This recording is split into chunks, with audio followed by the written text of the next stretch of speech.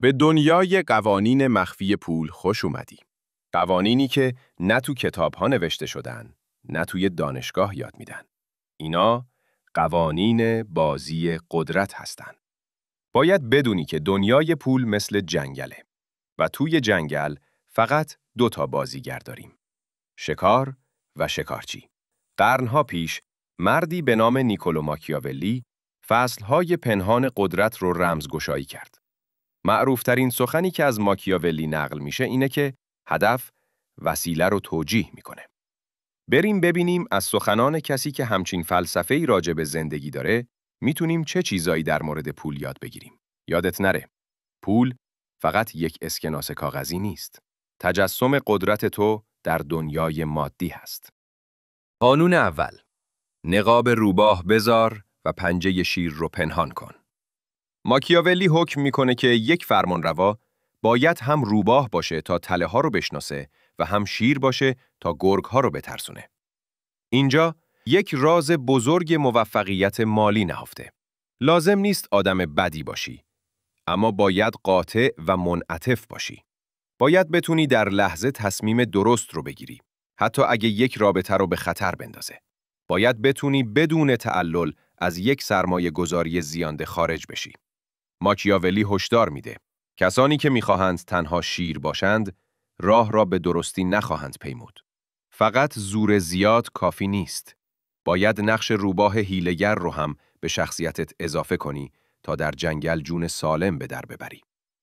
قانون دوم، در زمان صلح برای جنگ تمرین کن.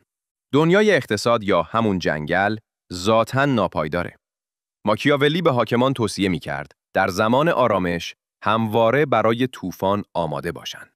شهریاری که تنها بر شانس و اقبال تکیه کند، هنگامی که اقبال برگردد، نابود می شود. این نصیحت ماکیاولی برای ما اینجوری تفسیر میشه: باید همیشه یه صندوق اضطراری داشته باشید. همیشه یک طرح جایگزین یا پلن بی برای شغلتون داشته باشین. بدونید که هیچ چیز پایدار نیست. تنها راه نجات قوی کردن قلعه شماست. یعنی همون مهارت‌ها و دانش تخصصیتون. قانون سوم، ترس ایجاد کن اما مورد نفرت قرار نگیر. این شاید یکی از ظریف‌ترین قوانین ماکیاولی برای حفظ قدرت و ثروت باشه. وقتی در موقعیت قدرت مالی قرار گرفتی، مردم باید از دست دادن تو بترسن، نه اینکه از وجودت نفرت داشته باشن. او به وضوح میگه از این رو بهتر است که اگر ناگزیر به انتخاب بین این دو هستی، دوست داشتنی باشی تا ترساور. ولی اگر میخواهی مطمئن باشی، بهتر است که بترسانی بی آنکه مورد نفرت واقع شوی. در عمل، این یعنی شهرت تو باید به عنوان فردی قاطع و قابل اعتماد باشه. این باعث میشه مردم در معامله با تو محتاط و منظم باشن. اما در باطن، آنقدر منصف باش که دشمن خطرناکی برای خودت ایجاد نکنی. قانون چهارم، گنج حقیقی در سایه هاست. پول نقد و دارایی‌های ملموس فقط نمایش ظاهری قدرت هستند. ثروت واقعی در چیزهای نامرئی نهفته: نفوذ، اطلاعات محرمانه و شبکه اتحاد. ماکیاولی از اقبال و فضیلت، مهارت و اراده سخن میگه.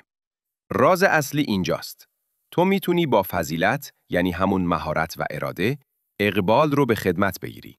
یعنی با ساختن یک شبکه قدرتمند از متحدان و جمع‌آوری اطلاعات، خودتو در مسیر طوفان طلا قرار بدی. ثروتمندترین افراد کسانی هستند که میدونن برای حل هر مشکل باید به چه کسی زنگ بزنن و کمک بخوان. قانون پنجم، رودخانه سرنوشت. ماکیاولی سرنوشت رو به رودخانه خروشانی تشبیه میکنه که گاهی طغیان میکنه و باعث ویرانی میشه. اما فرمانروایان خردمند در زمان آرامش سدها و آببندها رو میسازن تا هنگام خشم رودخانه جان و مالشون در امان باشه. تو هم باید از امروز شروع به ساختن سدهای محکم مالی کنی. پس‌انداز، سرمایه گذاری، آموزش و شبکه سازی. تقدیر تنها نیمی از کارهای ما را در دست دارد و نیم دیگر را به خود ما وامی گذارد. پس کنترل اون نیمه رو که در اختیار خودت هست به دست بگیر. قوانین مخفی پول در واقع قوانین ابدی قدرت هستند. یا این قوانین رو فرا میگیری و ارباب بازی میشی، یا قربانی بازی کسانی میشی که قبل از تو اونا رو یاد گرفتن.